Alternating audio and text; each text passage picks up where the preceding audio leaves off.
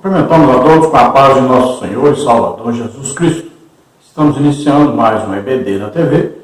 Eu sou o pastor Henrique, moro atualmente em Americana, São Paulo. Antes morava em Imperatriz, Maranhão. Se você deseja nos convidar para estarmos aí, entre em contato conosco. O WhatsApp está aí, telefone 99, DDD ainda do Maranhão, e o telefone 991520454. Se você deseja nos ajudar, eu já tenho mais de 6 anos aí desempregado, não sou aposentado, então se você deseja, envie qualquer quantia. Aí estão as minhas contas, aí você vê Caixa Econômica, Bradesco e Banco do Brasil. E aí vê o meu Pix, que é meu CPF, Banco Bradesco Imperatriz, meu nome é Luiz Henrique de Almeida Silva, e o Pix 331-957-816-20. Nós estamos estudando nas revistas da CPAD deste trimestre, com o tema A Justiça Divina, a preparação do povo de Deus para os últimos dias, no livro de Ezequiel. Veja que nós estamos estudando sobre os últimos dias. Nós já vimos aí, bastante coisa sobre escatologia, estudando este livro do profeta Ezequiel. E hoje nós vamos ver aí Hoje vamos ver a lição número 11, a visão do templo e o milênio. E você vê aí a visão que Ezequiel teve do templo e suas medidas. Veja que estudamos já sobre aquela guerra, antes da grande tribulação, ali comandada por Gog, uma federação de nações chamada Magog, e vimos que essa guerra deve terminar aí antes da grande tribulação começar. Aí tem um arrebatamento da igreja, aí começa a grande tribulação, 3 anos e meio de paz, 3 anos e meio aí de guerras e juízos de Deus, e no final desses últimos 3 anos e meio aí, Jesus desce sobre o Monte das Oliveiras. Veja que o profeta Ezequiel, nós já vimos isso, ele viu a glória de Deus saindo do templo e indo para o Monte das Oliveiras. Veja só. E agora ele vê esse mesmo ser que foi para o Monte das Oliveiras, ele vê agora ele descendo sobre o Monte das Oliveiras e entrando no templo. Então agora já é a vinda de Jesus para governar sobre Israel, sobre o mundo inteiro, durante 1000 anos. Veja bem, o anticristo e o falso profeta foram lançados no lago de fogo e enxofre, lá no final da grande tribulação, quando Jesus desce aí no Monte das Oliveiras, e ele vai ali no Armagedon, e derrota os exércitos do anticristo. Então ele lança no lago de fogo e enxofre aí o anticristo e o falso profeta. Satanás é preso por 1000 anos. Esses 1000 anos é que nós chamamos milênio. Então, Jesus, no final da grande tribulação, ele desce, ele vem em glória, e ali ele vence, então, os exércitos do anticristo, lá em Megiddo ou Armagedon. Há um juízo aí entre bodes e ovelhas, entre aqueles que apoiaram Israel, que aceitam o governo de Jesus, e aqueles que eram inimigos de Israel, estavam atacando Israel, e aqueles que não aceitam o governo de Jesus sobre eles. Então, Jesus destrói esses chamados, então, de bodes, que são contra Jesus, que eram contra Israel, e aqueles que são chamados de ovelhas. Então, esses que apoiavam Israel, queriam defender Israel, que aceitam o governo de Jesus sobre eles, são chamados ovelhas, e Jesus passa a governar sobre estas nações e principalmente sobre o remanescente de Israel, aqueles que sobraram de Israel, aí no final da grande tribulação. Então Jesus vai governar agora durante 1000 anos. Então vai ser construído um novo templo e Jesus estará ali. Ele estará ali como rei, como sacerdote e como profeta. Vamos ler o texto áureo. E clamavam uns para os outros, dizendo: Santo, Santo, Santo é o Senhor dos exércitos. Toda a terra está cheia da sua glória. Isaías 6:3. Então aqui a lição vai falar sobre a glória de Deus. E veja bem, quem é a glória de Deus? É uma pessoa, é Jesus Cristo. Ele tem em si toda a glória. Veja só, Isaías viu a glória de Deus, mas, veja bem, não viu claramente, né? Aí Jesus Cristo, ele viu um resplendor, ele viu anjos, serafins, querubins, né? Mas ele não viu claramente ali Jesus, mas Jesus estava ali. Sempre que a glória de Deus se manifesta é porque Jesus está ali. Veja, na inauguração do tabernáculo, lá estava a glória de Deus, desceu fogo do céu, manifestando ali a glória de Deus. Quando Salomão constrói o templo, aí no dia da inauguração, também desce fogo do céu e a glória de Deus se manifesta ali. Jesus diz que Isaías, além do livro de Isaías, dizer que Isaías viu a glória de Deus, Jesus confirma isso, diz que Isaías viu a glória de Deus. Veja bem. E agora, quando Jesus entra no templo em Jerusalém, é aquilo que está profetizado, dizendo que a glória do segundo templo, da segunda casa, será maior do que a primeira. Agora Jesus está entrando no templo, que era o segundo templo. Era o templo agora construído por Zorobabel, não era mais o templo de Salomão. Agora era o templo de Zorobabel, que estava sendo restaurado por Herodes. Então veja que Jesus agora entra nesse templo. Então a glória de Deus agora está entrando naquele templo. É Jesus Cristo. Em João, né, João declara, vimos a glória de Deus. Nós vimos aí a glória do Filho unigênito do Pai. Então veja, cheio de glória. Então ele é realmente a glória de Deus, está nele a glória de Deus. E quando ele vier no final da grande tribulação, ele vem em glória, também se manifestando em glória aí, o próprio Jesus Cristo, para governar durante 1000 anos a toda a terra. Vamos ver a verdade prática que diz: o ultraje à santidade divina traz destruição espiritual. A santidade de Deus é a expressão máxima de sua glória. Então veja que Isaías declarou santo, santo, santo, alguns interpretam como dizendo santo é o Pai, santo é o Filho, santo é o Espírito Santo, né? Embora ele não tenha declarado, né? Mas aí está falando da santidade de Deus. Então, se você tiver um encontro com Deus, o que acontece? Na mesma hora a gente cai pelo chão afora, porque a gente vê o amor que Deus tem por nós e vê a tremenda glória de Deus. Isso nos deixa sem forças, né? É o que aconteceu com várias pessoas que tiveram um encontro real com Deus. Veja que Moisés não podia entrar na tenda quando a glória de Deus estava ali. Veja que os sacerdotes lá no templo de Salomão não podiam ministrar, não conseguiam ficar de pé.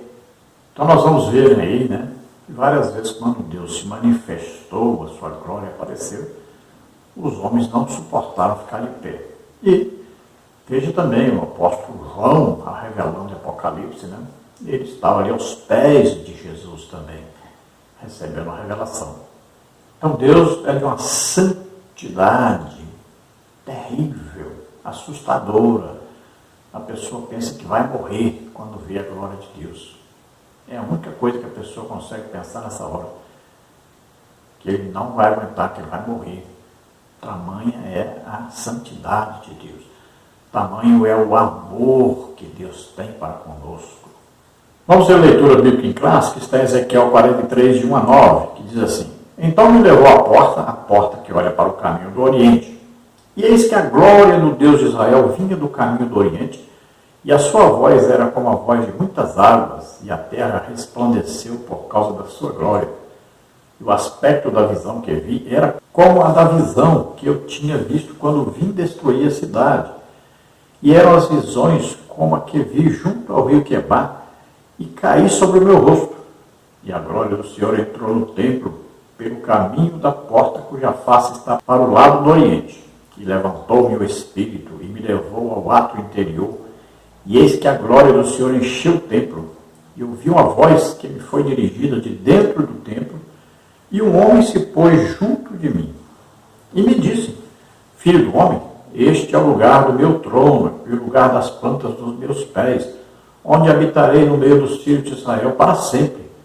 E os da casa de Israel não contaminarão mais o meu nome santo, nem eles, nem os seus reis, com as suas prostituições e com os cadáveres dos seus reis nos seus altos. Pondo o seu umbral ao pé do meu umbral, e a sua ombreira junto à minha ombreira, e havendo uma parede entre mim e entre eles, e contaminaram o meu santo nome com as suas abominações que faziam. Por isso eu os consumi na minha ira. Agora lancem eles para longe de mim a sua prostituição e os cadáveres dos seus reis, e habitarei no meio deles para sempre. Então vemos aí a promessa de Deus de reinar sobre Israel, como ele prometeu a Abraão, como ele prometeu a Davi. Ele fez uma aliança e jamais deixaria de cumprir a aliança feita. Com a promessa a Abraão, ele disse que o descendente herdaria ali, dominaria sobre eles. Com Davi, ele disse que um descendente de Davi, um legalmente descendente de Davi, reinaria. Então veja só que a promessa vai se cumprindo e no milênio Jesus estará governando toda a terra, aí principalmente sobre Israel. A introdução da lição diz: depois das visões e dos diversos discursos contra o templo e contra a cidade de Jerusalém em Ezequiel, os oráculos divinos substituem ameaças e castigos por bênçãos futuras. Estudamos na lição passada a restauração espiritual de Israel, que o profeta anunciou para um futuro distante. Veremos a partir de agora o epílogo da revelação de Ezequiel. É longo e ocupa os capítulos de 40 até o 48, mas o registro da volta da glória de Deus aparece depois da descrição do templo, sendo parte das promessas divinas de restauração. Então, dentre as muitas visões do profeta Ezequiel, nós estudamos já, aí falamos aí sobre Gog e Magog, e também mencionamos na lição passada sobre a restauração de Israel como nação. Agora falta a restauração que é espiritual de Israel. Então, como nação, nós vimos, em 1947, Oswaldo Aranha dirigindo a ONU lá, e nessa reunião Israel então foi reconhecido como país. Vieram os judeus do mundo inteiro, formaram então a nação de Israel, o país Israel. Agora falta a restauração espiritual. E veja que Isaías profetiza dizendo que o remanescente é que será salvo. Esse remanescente são os últimos judeus que estarão no final da grande tribulação, ali cercados pelos exércitos do anticristo, quando Jesus desce sobre o Monte das Oliveiras. E eles vão fugir ali por um vale que será aberto, E ali tem uma falha geológica já.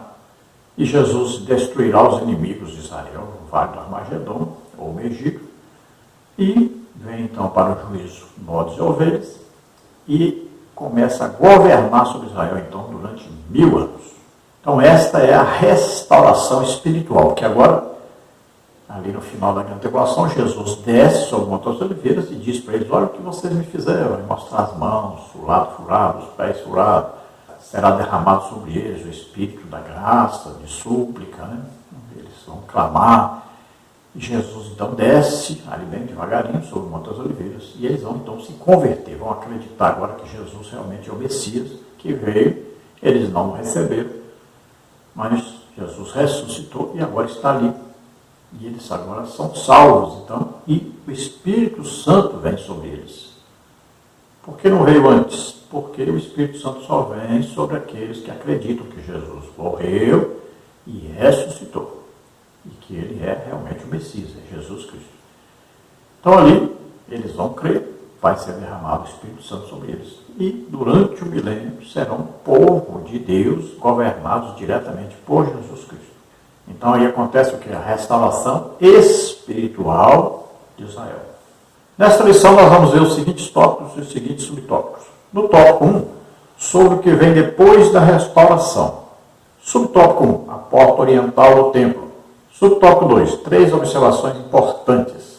Subtópico 3, as reminiscências. No tópico 2, nós vamos ver o templo do milênio. No subtópico 1, vamos ver um templo diferente. No subtópico 2, vamos ver uma dispensação diferente. No subtópico 3, um ritual diferente. No subtópico 4, como explicar os sacrifícios no milênio. E no tópico 3, vamos ver santidade e glória. No subtópico 1, a glória de Deus volta ao templo.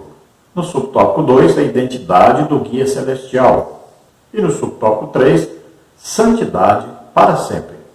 Então veremos aí todos esses assuntos durante essa lição. Então no tópico 1, temos aí sobre o que vem depois da restauração. Essa parte da revelação de Ezequiel segue o mesmo padrão da sua experiência no início de sua vocação, que ocupa todo o capítulo 1. A linguagem é a mesma da visão do capítulo 8, quando o profeta foi levado em espírito para Jerusalém, para o templo. Então veja que novamente ele vai ter aquela visão da glória de Deus, que ele já teve antes. Novamente ele vai ter a visão daquele varão, ou daquele anjo do Senhor, que é o próprio Jesus Cristo, que ele viu saindo do templo, indo para a porta oriental, saindo ali, indo para o Monte das Oliveiras. Agora ele vai ver o mesmo ser que ele viu antes, agora ele vai ver entrando, vindo agora para um templo novo. Inclusive Deus dá para ele as medidas desse templo novo. No subtópico 1 nós temos a porta oriental do templo. Os capítulos 40 a 42 descrevem o complexo do templo com suas áreas, espaços e dimensões. Mas só no capítulo 43, de 1 a 12, que a glória de Deus aparece. Na descrição do templo, Ezequiel é levado à porta que olhava para o caminho do Oriente. Ezequiel 40, versículo 6. Quando se refere ao retorno da glória de Deus, o profeta volta a falar dessa mesma porta. A intenção do Espírito Santo é fazer o destinatário original desses oráculos lembrar que, quando a glória de Deus se afastou da casa de Deus, foi em direção ao Oriente, Ezequiel 10, 19, 11, 23, e que o seu retorno será pelo mesmo caminho. Então veja que Deus vai revelar ao profeta Ezequiel que aquele mesmo personagem que ele viu lá saindo pela porta oriental é o mesmo que volta agora pela mesma porta oriental. Então ele vê a glória de Deus enchendo a casa do Senhor. Veja que antes ele viu tudo isso, só que ele viu a glória saindo. Agora ele vai ver a glória entrando, voltando agora, né? Que é exatamente o quê? Veja bem, quando Jesus veio, ali estava a glória de Deus, entrou no templo. Aí ele sai, né? Aí no Monte das Oliveiras é que ele aparece pela última vez e ali ele vai para o céu. Então a glória foi embora. Agora ele desce no final da grande tribulação, ele desce sobre o Monte das Oliveiras. Veja só, de novo ele vem, agora ele vai entrar no templo. Veja bem, agora é começando tudo de novo. Agora a glória é presente ali novamente em Israel, que é o próprio Jesus Cristo. Então você lê Ezequiel 43, né, de 1 a 12. Em Ezequiel 40, versículo 6 diz: Então veio a porta que olhava para o caminho do Oriente, e subiu pelos seus degraus, mediu o umbral da porta, uma cana de largo, e outro umbral, uma cana de largo. Veja Ezequiel 10, 19. E os querubins alçaram suas asas e se elevaram da terra aos meus olhos quando saíram, e as rodas os acompanhavam, e pararam à entrada da porta oriental da casa do Senhor, e a glória do Deus de Israel estava no alto sobre eles. Agora Ezequiel 11, 23. E a glória do Senhor se alçou desde o meio da cidade, e se pôs sobre o monte que está ao oriente da cidade. Então veja que antes, no capítulo 10, capítulo 11, ele fala dessa glória saindo. Estava na casa de Deus, saiu fora da cidade, né? Foi para o Monte das Oliveiras e ali foi embora. Aí agora no capítulo 40 ele vê voltando dessa glória de Deus, né? Aí no capítulo 43, 44, 45, 48. Vamos ver, retornando à glória e ficando ali em Jerusalém. Então a visão para o futuro, claro. Então isso é para o milênio.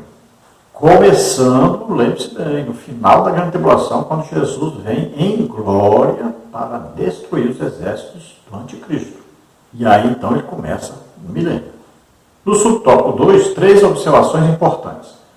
Observe que a glória de Deus vinha do caminho do Oriente. Quando Ezequiel recebeu a incumbência de anunciar a destruição do templo e a queda da cidade de Jerusalém, ele viu o afastamento da glória de Yahvé para o Oriente como sinal de sua retirada do meio do povo. O profeta já tinha visto isso na revelação inaugural, em Ezequiel 1:24. A terra resplandeceu por causa da sua glória. Isso faz lembrar da visão do profeta Isaías 6:3. A voz como de muitas águas, como está no versículo 2. É uma expressão metafórica para indicar o grande poder de Deus, como está em Apocalipse 1:15, 14, 2, 19, 6. Esse ser da visão do profeta, como semelhança de um homem, Ezequiel 1:26, é o Messias pré-encarnado. Vimos a sua glória como a glória do unigênito do Pai, cheio de graça e de verdade, como está em João 1:14. Quando veio ao mundo na plenitude dos tempos, Gálatas 4:4. Então ele vê a glória agora vindo, então, do Oriente. Onde está lá o Monte das Oliveiras? No Oriente. Aí vai passar pela porta oriental e vai entrar na cidade e depois vai entrar no templo até chegar no Santo dos Santos. Veja bem, de onde ele saiu, agora ele vai voltar. Então veja que nós sabemos claramente quem é essa glória de Deus, quem é esse ser que Ezequiel vê e que Isaías vê. É Jesus Cristo. É que nós chamamos de teofania, né? É uma aparição de Jesus Cristo antes dele vir à terra e nascer como homem. João diz que viu a sua glória com a glória do unigênito do Pai. Onde é que ele viu? Lá no Monte da Transfiguração. Ele viu a glória de Deus ali. Jesus, então, se manifestou ali como Filho de Deus, glorioso. Paulo fala sobre a plenitude dos tempos, exatamente. Jesus veio na época, né, que era, olha, uma coisa interessantíssima se você estudar sobre isso. Olha, era o Império Romano que dominava o mundo. Então, tinha uma língua falada no mundo inteiro, que era o grego. O que mais? Os romanos construíram estradas que ligavam todas as nações que eles dominavam. Veja só, comunicação rápida, viagens rápidas. Tinham navios que viajavam por todo o Império Romano. Olha, tudo programado por Deus. Haviam sinagogas dos judeus espalhadas por toda parte. Veja só, tudo programado por Deus. Então ele veio na hora certa, na escolha de Deus, para vir e morrer a morte que era necessária. Quem é que matava as pessoas crucificadas na cruz? Os romanos. Estava escrito que Jesus seria crucificado. Olha, tudo perfeito. Jesus veio na hora certa, Deus programou tudo. Então, aconteceu aí, como é chamado aí, plenitude dos tempos. Tudo programado por Deus. E Jesus veio, nasceu como homem, viveu como homem, levou sobre ele os nossos pecados, doenças, enfermidades, maldições, morreu em nosso lugar na cruz. E ressuscitou. Veja Ezequiel 1:24. E andando eles, ouviu o ruído das suas asas, como o ruído de muitas águas, como a voz do Onipotente, a voz de um estrondo, como o estrépito de um exército, parando eles para abaixar as suas asas. Agora Isaías 6:3. E clamavam uns para os outros, dizendo: Santo, Santo, Santo é o Senhor dos exércitos. Toda a terra está cheia da sua glória. Apocalipse 1:15. E os seus pés semelhantes a latão reluzente, como se tivesse sido refinado numa fornalha. E a sua voz, como a voz de muitas águas. Veja Apocalipse 14:2. E ouvi uma voz do céu como a voz de muitas águas, como a voz de um grande trovão, uma voz de arpistas que tocavam com a sua harpa. Veja Apocalipse 19:6. E ouvi como que a voz de uma grande multidão, e como que a voz de muitas águas, e como que a voz de grandes trovões, que dizia: Aleluia, pois já o Senhor, Deus Todo-Poderoso, reina. Veja Ezequiel 1:26, e por cima do firmamento que estava por cima da sua cabeça havia uma semelhança de trono, como de uma safira, e sobre a semelhança do trono havia como que a semelhança de um homem no alto sobre ele. Mas vindo a plenitude dos tempos, Deus enviou o seu filho, nascido de mulher, nascido sob a lei. Gálatas 4:4, João 1:14. E o Verbo se fez carne e habitou entre nós, e vimos a sua glória, como a glória do unigênito do Pai, cheio de graça e de verdade. Então veja que não há dúvida aí de que esta glória está sobre Jesus. Jesus é a glória de Deus revelada a nós. Então está bem claro aí que as visões que Ezequiel teve, que Isaías teve, Daniel teve, aí João teve, tudo está se referindo a Jesus Cristo. Não se esqueça aí de dar um like, não se esqueça de se inscrever no nosso canal. Se você deseja receber os slides, nós colocamos aqui também os estudos escritos. Entre em contato conosco, meu telefone está aí, 99991520454. Vamos então ao subtópico 3 do tópico 1. As reminiscências. A comunicação profética e a estrutura dos discursos continuam na mesma forma da atividade profética de antes, ou seja, o profeta é levado em espírito. Ezequiel compara essa visão com a de sua primeira experiência como profeta, como está em Ezequiel 1:1-8:3.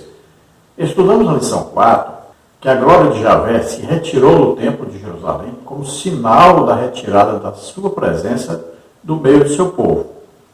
Depois de 14 anos da destruição da cidade santa, Ezequiel foi levado de volta em visão para Jerusalém. No ano 25º do nosso cativeiro, no primeiro do ano, no 10º dia do mês, Ezequiel 41. Estamos falando de 28 de abril de 573 ou 572 a.C. Essa revelação é escatológica, não é para o contexto histórico em que vivia o profeta. Então veja que Ezequiel está recebendo uma revelação das coisas que iam acontecer no futuro. E ele compara essa revelação agora, essa vista dessa glória que ele viu agora, essa aparição da glória de Deus, com a mesma que ele já tinha visto antes. Vamos ver aí. Ezequiel 1:1 diz assim: aconteceu no 30º ano, no 4º mês, no dia 5º do mês, que estando eu no meio dos cativos, junto ao rio Quebar, se abriram os céus, e eu vi visões de Deus. E estendeu a forma de uma mão, e me tomou pelos cabelos na minha cabeça, e o Espírito me levantou entre a terra e o céu, e me trouxe a Jerusalém em visões de Deus, até a entrada da porta do pátio de dentro, que olha para o norte, onde estava colocada a imagem dos ciúmes, que provoca o ciúme de Deus. Aí Ezequiel 8:3. Agora Ezequiel 40:1. No ano 25º do nosso cativeiro, no princípio do ano, no 10º dia do mês, 14 anos depois que a cidade foi ferida, naquele mesmo dia veio sobre mim a mão do Senhor e me levou para lá. Então veja que ele teve uma visão, e nessa visão ele é levado, literalmente levado até, por exemplo, ele foi levado até o templo, para ver lá aquelas abominações que estavam acontecendo lá, a idolatria, a imagens nas paredes, uma imagem lá de adoração, tinha ali as mulheres chorando por Tammuz, tinha ali a adoração ao sol. Então, aquela visão que ele teve, que foi levado lá para ver. Agora também ele tem essa mesma visão, esse tipo de visão, em que ele está vendo, mas ele sabe que é uma visão. Agora, como é que funciona isso, nós não sabemos, São coisas maravilhosíssimas, são coisas de Deus. Assim como o apóstolo João é levado, ele vê que ele é levado. Mas, para ele teve uma visão, ele não consegue compreender como é que foi que aconteceu isso. Como é que ele vai sair dali e ao mesmo tempo o seu corpo ficar ali. Então são coisas maravilhosíssimas que nós não conseguimos entender. Mas o certo é que, quando ele retorna ao normal, ele sabe que esteve lá e viu. Isso é que é importante. No tópico 2, o templo do milênio. Há um contraste entre o que o profeta viu quando foi levado em visão ao templo de Jerusalém e o que ele vê nessa última visão. Ezequiel não foi o único profeta a mencionar a referida casa, Isaías 2:2-5 e Joel 3:18. Mas é o único a descrever o complexo do templo com abundância de detalhes. Então veja que esta casa agora, esse templo, não é igual ao templo que existia antes. E antes ele viu a glória de Deus saindo, agora ele vê a glória de Deus entrando. É dado para ele as medidas. Imagine quando ele passa isso para os judeus que estavam no cativeiro babilônico. Imagine como é que eles ficavam. Tinha até a medida como é que ia ser o templo. Né? Começaram então a se animar. Existia agora uma esperança de que eles poderiam retornar à sua terra natal. E nós vemos que tanto Isaías quanto Joel, eles viram também essa mesma casa que será construída, e é claro, lá no milênio. Veja Isaías 2 a 5. E acontecerá nos últimos dias que se firmará o monte da casa do Senhor no cume dos montes, e se alçará por cima dos outeiros, e concorrerão a ele todas as nações. E virão muitos povos, e dirão: vinde, subamos ao monte do Senhor, à casa do Deus de Jacó, para que nos ensine o que concerne aos seus caminhos e andemos nas suas veredas, porque de Sião sairá a lei e de Jerusalém a palavra do Senhor. E ele exercerá o seu juízo sobre as nações e repreenderá muitos povos, e estes converterão as suas espadas em enxadões e as suas lanças em foices. Não levantará espada nação contra nação, nem aprenderão mais a guerrear. Vinde, ó casa de Jacó, e andemos na luz do Senhor. Veja Joel 3,18. E há de ser que naquele dia os montes desfilarão mosto, e dos outeiros manará leite. Todos os rios de Judá estarão cheios de águas, e sairá uma fonte da casa do Senhor, e regará o vale de Sitim. Então veja que a casa também foi vista pelo profeta Isaías e pelo profeta Joel, além do profeta Ezequiel. Então essa casa, esse templo maravilhoso, foi visto. Deus deu a revelação, deu visão para outros também. Então está confirmado, né, que essa promessa se cumprirá no futuro. E ela veio exatamente para animar aqueles que estavam no cativeiro, dar uma esperança para eles, que no futuro eles poderiam então retornar. Nós sabemos que eles passaram então ali 70 anos no cativeiro. Então aqueles mais velhos, é claro, morreram tudo, não puderam retornar. Mas pelo menos ensinaram os seus filhos, né, educaram os seus filhos para evitarem a idolatria, para que eles pudessem um dia estar ali em Jerusalém e verem o que eles mesmos viram, mas não deram o devido valor, não foram fiéis a Deus. E é o que nós temos que fazer, né? Temos que ensinar os nossos filhos o temor do Senhor, a santificação, porque nós sabemos que Jesus está chegando e nós vamos ser arrebatados, né? E eles precisam ser encontrados em santificação, fazendo a obra de Deus, né? Aí todo dia lendo a palavra de Deus, jejuando, orando, né? Evangelizando, estarem ocupados na tarefa de evangelização, para serem achados dignos de serem levados, né? Porque Jesus já fez tudo o que era preciso fazer para que nós fôssemos salvos. Agora, pelo menos temos que viver em santificação, esperando a volta de Jesus para nos buscar. Aí no subtópico 1, um templo diferente. Que templo é esse? Não aparecem nele peças e utensílios próprios do tabernáculo e do templo de Salomão. Podemos enumerar alguns, como a Arca da Aliança, segundo de Crônicas 5, 6 a 8, o altar de ouro do incenso, o candelabro, o castiçal, a mesa dos pães da proposição, como está em 2 de Crônicas 4, 19 e 20. Comparado com o que se conhece da casa de Deus em Jerusalém e do tabernáculo, pode-se dizer que é um templo atípico, ou seja, diferente, visto que o tabernáculo e o templo, com toda a sua estrutura de funcionamento, rituais, peças e sacerdotes, apontavam para Cristo. E tudo isso se cumpriu nele, como está em Hebreus 9, 11 e 12. Por essa razão, não haverá necessidade desses rituais no milênio. Então veja que essa segunda casa, ela tem uma construção diferente e não se fala aí sobre os utensílios, né? Existia o altar de sacrifício, a pia de bronze, aí entrava lá no lugar santo, tinha ali a mesa de proposição, tinha o candelabro e tinha o altar de incenso. E no Santo dos Santos tinha a Arca da Aliança, dentro da arca tinha tábuas da lei, vaso contendo maná e a vara de Arão que floresceu. Então, isso não é falado. Todas essas mobílias aí, não é falado agora para Ezequiel. Então, nós devemos pensar, por que não fala? Porque tudo isso é o quê? Figura de Jesus Cristo. Se o altar de sacrifício era a cruz, mas Jesus já morreu na cruz e já ressuscitou. Se a pia de bronze ali era para os sacerdotes se lavarem, para entrarem lá no lugar santo, para oferecer ali os sacrifícios, as coisas, ali agora nós somos lavados, purificados pela palavra de Deus, que é o próprio Jesus. Né? O seu sangue nos purifica de todo pecado. E lá dentro tinha a mesa de pães, né? Jesus é o pão da vida. Tinha o candelabro, ali falando da unção, né? As unções do Espírito Santo sobre Jesus. Tinha o altar de sacrifício, são as orações de intercessão dos santos. Jesus intercede por nós, intercedeu, entrou, né? Lá no Santo dos Santos, no céu, levando o sacrifício a Deus Pai. Então a arca, aliás, que representava Jesus, Jesus agora está ali no templo novo, tudo está cumprido nele, né?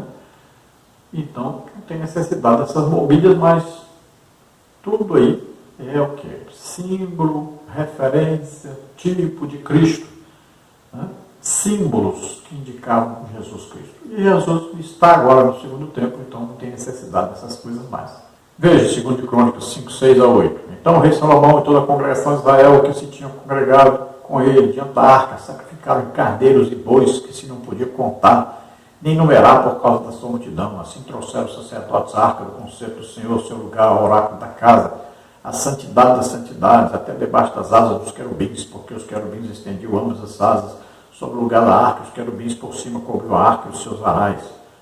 Veja aí 2 Crônicas 4, 19 a 20. Fez também Salomão todos os utensílios que eram para a casa de Deus, o altar de ouro e as mesas sobre as quais estavam os pães da proposição, e os castiçais com as suas lâmpadas de ouro finíssimo para as acenderem, segundo o costume perante o oráculo.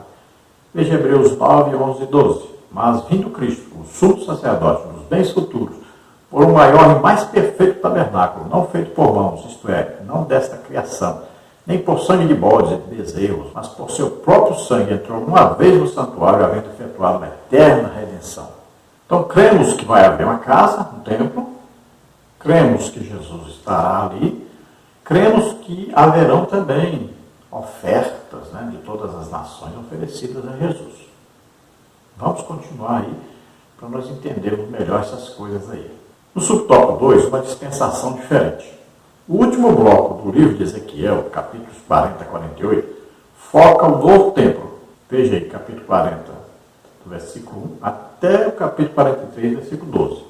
A nova forma de adoração a Deus, como está no capítulo 43, versículo 13, até o capítulo 46, versículo 24, e a partida da Terra Santa entre as tribos de Israel, como está 47, 1, até capítulo 48, 35, tudo isso aponta para o milênio, o reinado de Cristo de 1000 anos, Apocalipse 20, de 1 a 5, anunciado pelos profetas, como está em Ezequiel 37, 22, 23, Isaías 2, 2 a 4, 11, 6 a 8. Há muitas interpretações sobre o templo de Ezequiel e é extremamente difícil separar o literal do simbólico. Sabemos que esse é o templo do milênio, mas como Jesus já foi sacrificado por nós, seria necessário sacrifício de animais, como está em João 1, 29, 1 Coríntios 5, 7, Hebreus 7, 24 a 28. O incenso representa as nossas orações, Salmo 141, 2, Apocalipse 8, 3. O castiçal tipificava Cristo como a luz do mundo, João 8, 12. A era messiânica será marcada pela presença real e literal de Cristo, Apocalipse 20, de 1 a 5. Então fica a pergunta, será que vai ter sacrifícios lá? Porque as mobílias não existem mais, não foram mencionadas, né? Tudo ali se cumpre em Jesus Cristo. Então fica essa dúvida. Mas se nós lermos aí, nós vamos entender que realmente haverá uma casa. Então pode ser que Jesus esteja ali e que as nações levem ali presentes, coisas ofertadas, sacrifícios a Jesus, como ali prova de que estão submissos a Jesus, aceitando o governo de Jesus sobre eles. Então podemos crer assim. Veja Apocalipse 20, de 1 a 5. E vi descer do céu um anjo que tinha a chave do abismo, uma grande cadeia na sua mão, e prendeu o dragão, a antiga serpente, que é o diabo de Satanás, e amarrou-o por 1000 anos. E lançou no abismo, e ali o encerrou, e pôs selo sobre ele, para que não mais engane as nações, até que os 1000 anos se acabem. E depois importa que seja solto por um pouco de tempo, e vi tronos, e assentaram-se sobre eles aqueles a quem foi dado o poder de julgar, e vi as almas daqueles que foram degolados pelo testemunho de Jesus e pela palavra de Deus, e que não adoraram a besta, nem a sua imagem, não receberam o sinal na testa nem na mão, e viveram e reinaram com Cristo durante 1000 anos. Mas os outros mortos não reviveram até que os 1000 anos se acabaram. Esta é a primeira ressurreição. Veja Ezequiel 37, 22 e 23. E deles farei uma nação na terra, nos montes de Israel, e um rei será rei de todos eles. Nunca mais serão 2 nações, nunca mais para o futuro se dividirão em 2 reinos, e nunca mais se contaminarão com seus ídolos, nem com as suas abominações, nem com as suas prevaricações. E os livrarei de todos os lugares da sua residência em que pecaram, e os purificarei, assim eles serão meu povo, e eu serei o seu Deus. Veja ainda Isaías 2, de 2 a 4, acontecerá nos últimos dias que se firmará um monte na casa do Senhor, no cume dos montes se exalçará por cima dos outeiros, e concorrerão a ele todas as nações, e virão muitos povos, e dirão, vinde, subamos ao monte do Senhor, a casa de Deus de Jacó, para que nos ensine o que concerne aos seus caminhos, e andemos nas suas veredas, porque de Sião sairá a lei, de Jerusalém a palavra do Senhor, e ele exercerá o seu juízo sobre as nações, e repreenderá muitos povos, e estes converterão as suas espadas em enxadões e as suas lanças em foices. Não levantará espada nação contra nação, nem aprenderão mais a guerrear. Veja aí Isaías 11, 6 a 8. E morará o lobo com o cordeiro, o leopardo com o cabrito, se deitará, e o bezerro, filho do leão. E a 10 de ovelha viverão juntos, e o menino pequeno os guiará. A vaca e a ursa pastarão juntos, os seus filhos juntos se deitarão, o leão comerá palha como boi, brincará a criança de peito sobre a toca da áspide. E o já desmamado meterá a mão na cova do basilisco. Então veja que tudo isso é revelação da época do milênio. Então se fala que haverá uma casa, se fala de prestar então uma homenagem, uma adoração, né, a Deus ali, Jesus Cristo que está ali. Fala em Joel 2, fala do derramar, né, aquele final do derramar do Espírito Santo que começou no Pentecostes e terminará durante o milênio, será a execução final do Espírito derramado sobre toda a carne. Aí até os animais aí serão mansos, né? As armas todas serão quebradas, destruídas, e com aquela madeira, aquele material, tudo derretido, será feito instrumentos agrícolas para se plantar, né? Então, 1000 anos aí de paz, sossego, Satanás 1000 anos preso, veja só. Então será a maior população que o mundo já viu até hoje, né? Pessoas nascendo, aí não vão ter Satanás para tentá-los, para fazer com que eles aí se matem uns aos outros, evitem filhos, né? Não existirá mais essa pobreza. É o próprio Jesus governando sobre eles. Então, é um tempo maravilhoso. A igreja já foi arrebatada antes da grande tribulação, está vivendo na Nova Jerusalém, que ficará, né, sobre a Jerusalém de baixo. Então, veja só, é um tempo maravilhoso. 1000 anos, né? Jesus governando. Imagine que coisa maravilhosa, um governo perfeito. Toda a terra que Deus deu para Israel voltará a ser Israel completa. Vamos ver no subtópico 3 um ritual diferente. Sem a arca da aliança naqueles dias, diz o Senhor, nunca mais se dirá a arca do concerto do Senhor. Nem lhes virá o coração, nem dela se lembrarão, nem a visitarão. Isso não se fará mais. Jeremias 3,16. Ela não aparece no templo de Ezequiel e nem mesmo no templo de Zorobabel. Ela aparece pela última vez na Bíblia no reinado de Josias, segundo o livro de Crônicas 35:3. Depois disso, a arca desapareceu completamente da história. A arca da aliança era o símbolo da presença de Deus. Êxodo 25:22, Levítico 16:2. E foi confeccionada pelos israelitas por ordem de Deus durante a peregrinação no deserto. Êxodo 25:10 a 16, 37, 1 a 9. Então, se a arca representava a presença de Deus, e se Jesus estará ali, não existe mais necessidade da arca, né? Dentro da arca tinha que tábuas da lei, Jesus é a palavra de Deus. Tinha o vaso contendo maná, Jesus é o pão da vida.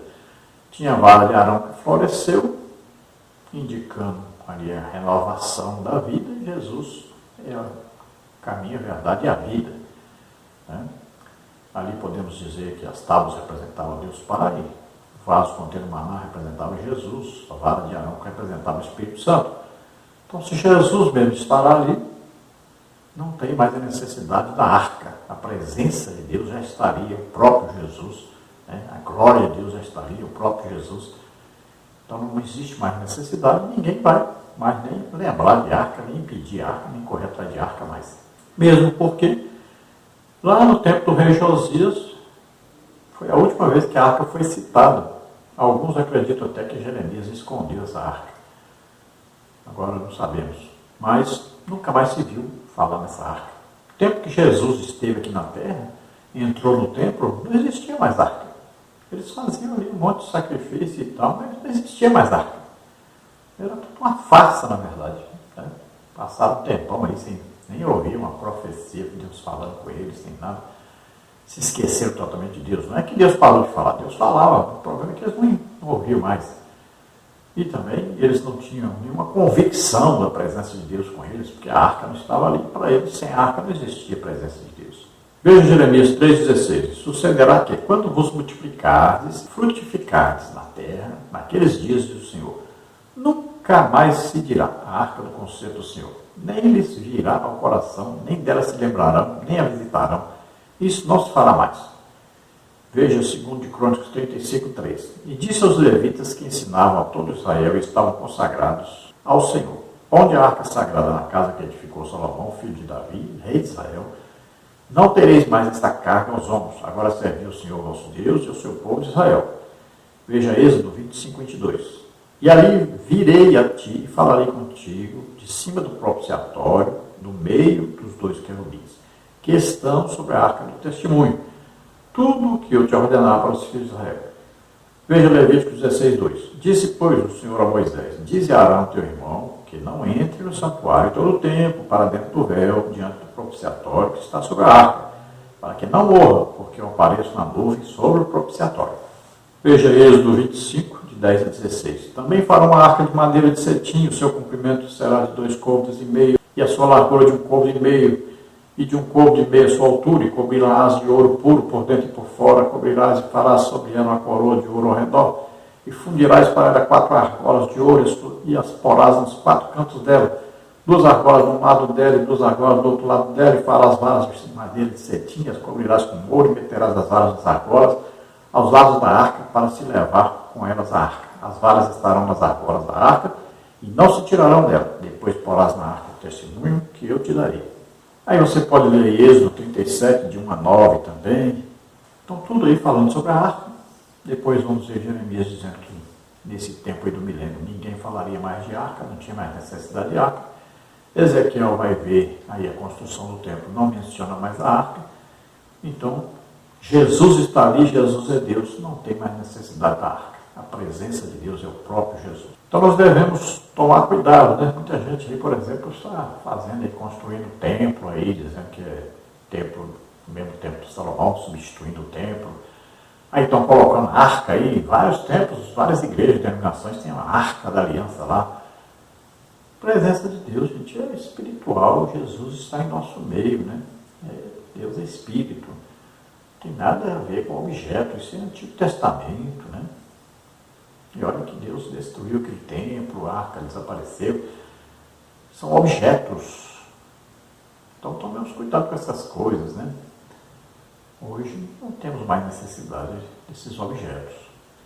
Temos a presença de Deus morando em nós. O Espírito Santo mora em nós, Jesus mora em nós. Viu? Deus está aqui dentro, morando em nós. Deus é Espírito. A presença de Deus acontece. Quantas vezes nós vamos orar e as pessoas caem tudo pelo chão? A presença de Deus se manifesta, é coisa poderosa, maravilhosa. Então, não tem mais necessidade dessas coisas físicas, materiais, esses objetos, né? Não tem mais necessidade disso. Tomemos cuidado com essa sincretização. Esse uso de objetos aí, é bandeira de Israel, estrela de Israel, é arca, é mesa, é candelabro, a gente vê isso por aí, né? Coisa triste isso. De gente usando aí um manto lá como se fosse sacerdote lá de Israel. É uma coisa assim meio triste isso, ver isso, né? As pessoas parecem que esqueceram que nós estamos na época das coisas espirituais, é Novo Testamento, na época da graça, não é mais aquela época. No subtópico 4, como explicar os sacrifícios no milênio? O ponto mais crucial da visão de Ezequiel é a descrição dos sacrifícios, Ezequiel 43, 18 a 27. No sistema levítico, visto que o Senhor Jesus já cumpriu toda a lei, tornando sem efeito a eficácia do modelo mosaico. Hebreus 9, 10 a 15, 10, 1 a 4 e 8.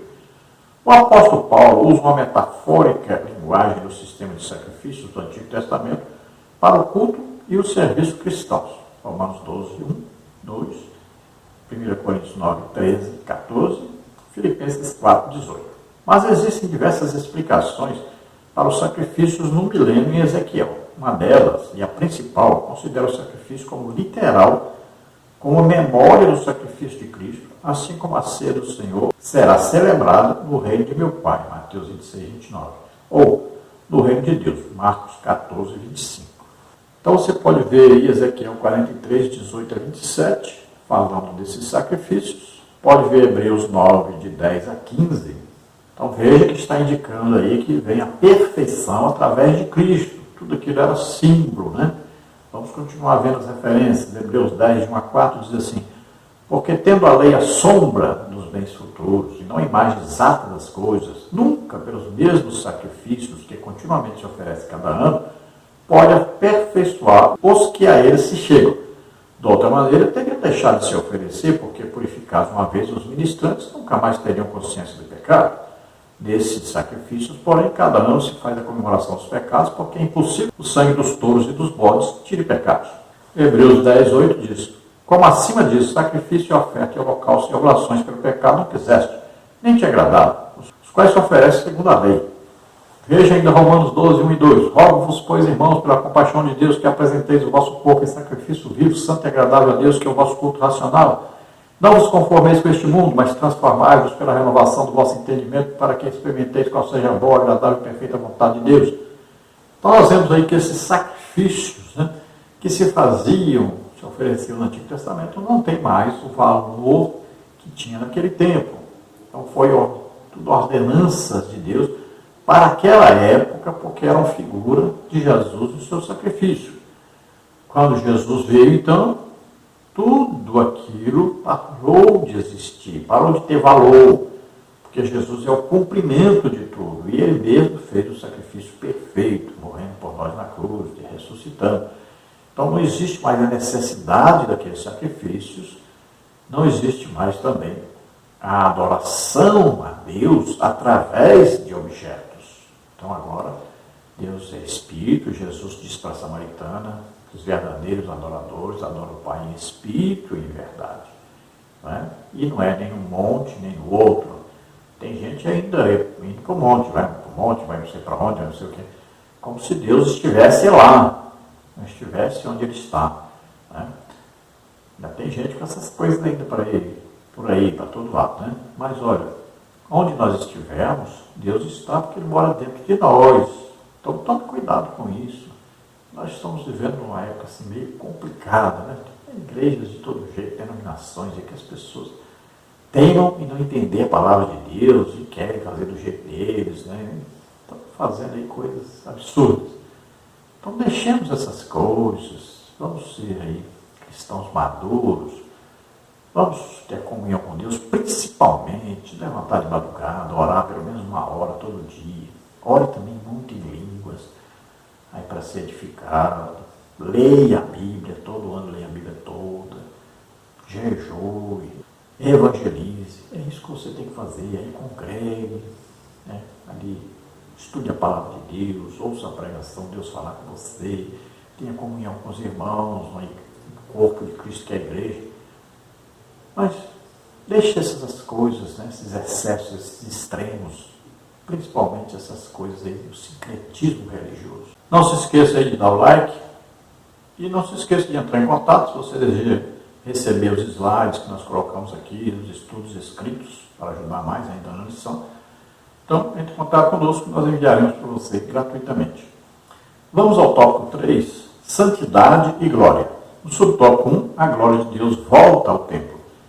O Espírito Santo levou Ezequiel para o átrio interior do templo, como havia feito anteriormente, como está em Ezequiel 8, de 1 a 3. Vimos isso na lição 4. Mas, nessa ocasião, a situação do templo e dos seus adoradores era de completa apostasia, com práticas abomináveis. Desta vez, o profeta viu que a glória do Senhor encheu o templo. Versículo 5.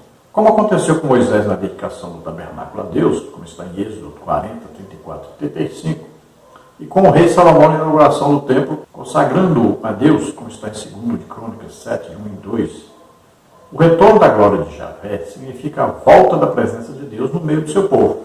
Então veja que novamente Ezequiel agora é levado pelo Espírito, a ter uma visão do templo.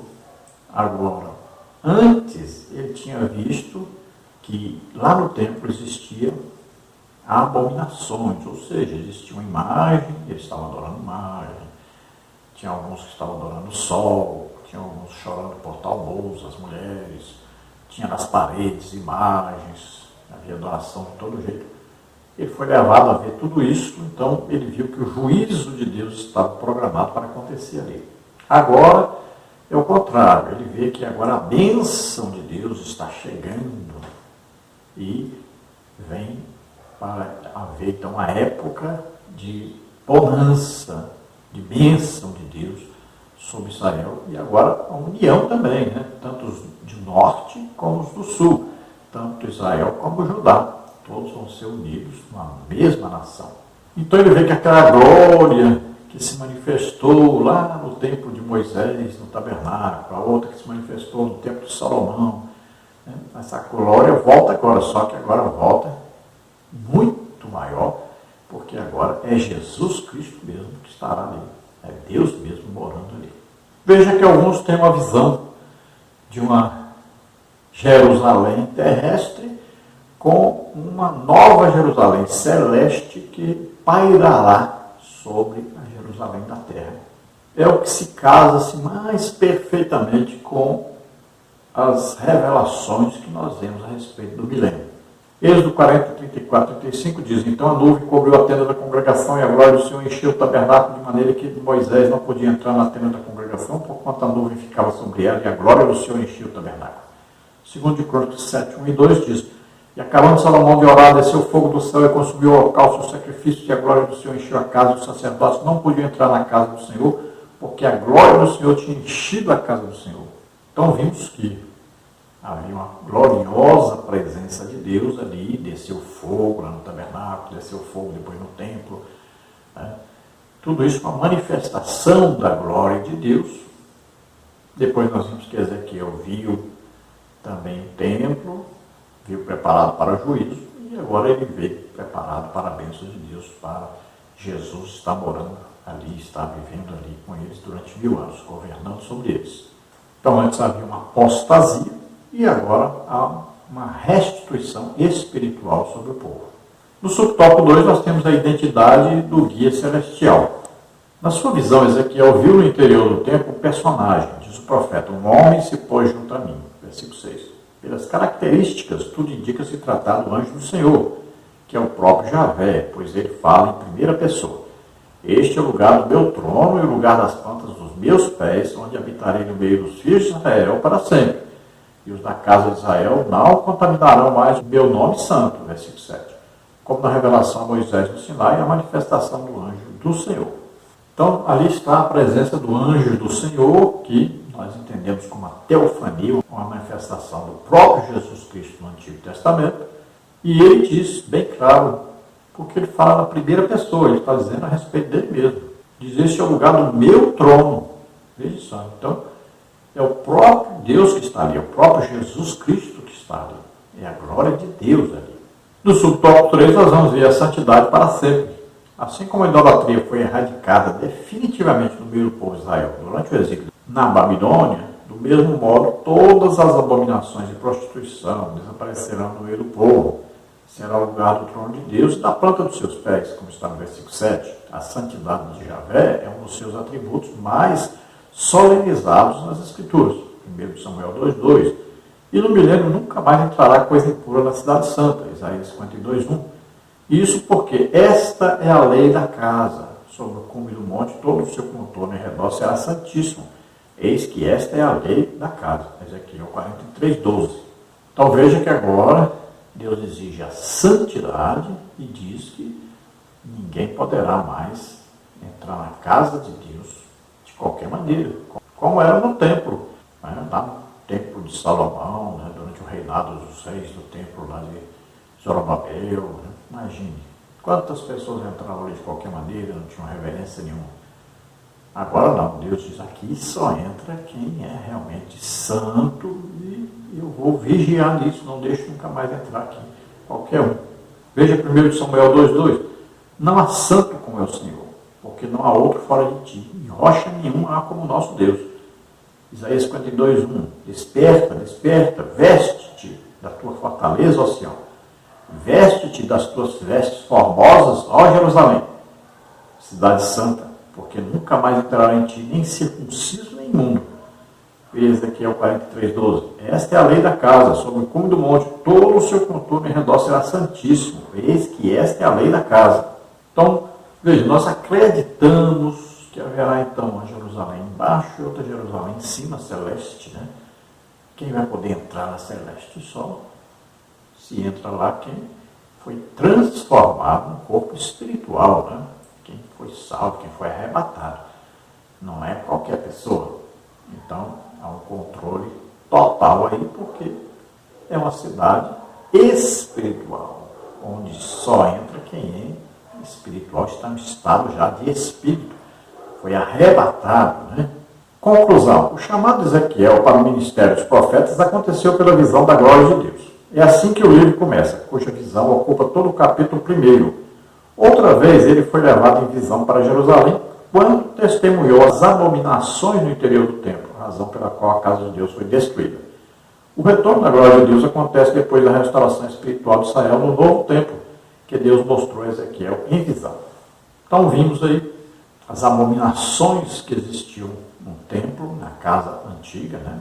E devido exatamente a essas abominações, esses pecados, principalmente de idolatria, então Deus destruiu, deixou primeiro a parte norte serem levados pelos assírios, depois Judá, a parte sul, levados pelos babilônios, tudo queimado, destruído, e agora ele promete que haverá uma restauração espiritual, que nós entendemos que será aí no final da grande tribulação. Jesus vem ali em Monte das Oliveiras, ali então ele destrói os exércitos do anticristo, lá em Egito, né, o Armagedon. Aí tem o juízo dos bodes e ovelhas, e Jesus começa a governar durante 1000 anos sobre os judeus principalmente, e sobre as outras nações que estarão ali, os restantes, né, de outras nações. E esse governo será por 1000 anos, e eu creio, não estou afirmando, mas para mim existirá ali 2 Jerusaléns, uma em cima, Jerusalém celestial, uma embaixo, Jerusalém terrestre. Um templo embaixo e em cima um outro templo. Em cima é tudo espiritual, Jerusalém celeste é tudo espiritual. Nós estaremos morando ali na Nova Jerusalém, Jerusalém celestial, nós somos arrebatados antes da grande tribulação. Então nós já estamos morando ali. E embaixo, então durante 1000 anos, Jesus estará governando a terra e tendo ali como o povo preeminente, o povo principal, os judeus, porque haverá o que? O cumprimento da promessa de Deus, cumprimento da aliança de Deus com Abraão e com Davi. Então, você ouvindo esta palavra, você quer entregar a vida para Deus agora, começar uma vida nova com Deus, quer agora aceitar que Jesus Cristo, Filho de Deus, veio à terra como homem, viveu como homem, levou sobre ele os nossos pecados, doenças, enfermidades, maldições, morreu em nosso lugar na cruz e ressuscitou. Você crê nisso, você é salvo agora. Nós vamos orar agora por você. Se você está doente ou está enfermo, vamos orar por você agora. Lembre-se, se você deseja nos convidar para estarmos aí, entre em contato e nós estaremos aí. O telefone está aí, 991520454. Vamos orar. Pai querido, em nome de Jesus, toma, Senhor, em tuas mãos essas vidas que se chegam a Ti agora. Ajuda-os, ó Espírito Santo, convence-os do pecado, da justiça e do juízo. Concede a eles agora, Senhor Espírito Santo, a graça que te graça maravilhosa. Jesus fez tudo o que era preciso fazer para que nós fôssemos salvos. Eles só precisam crer agora, Senhor. Ajuda-os neste momento. Em nome de Jesus, creio. Jesus Cristo veio, morreu por nós e ressuscitou, creio. Recebam agora a salvação, receba o Espírito Santo. Escreve os seus nomes no livro da vida.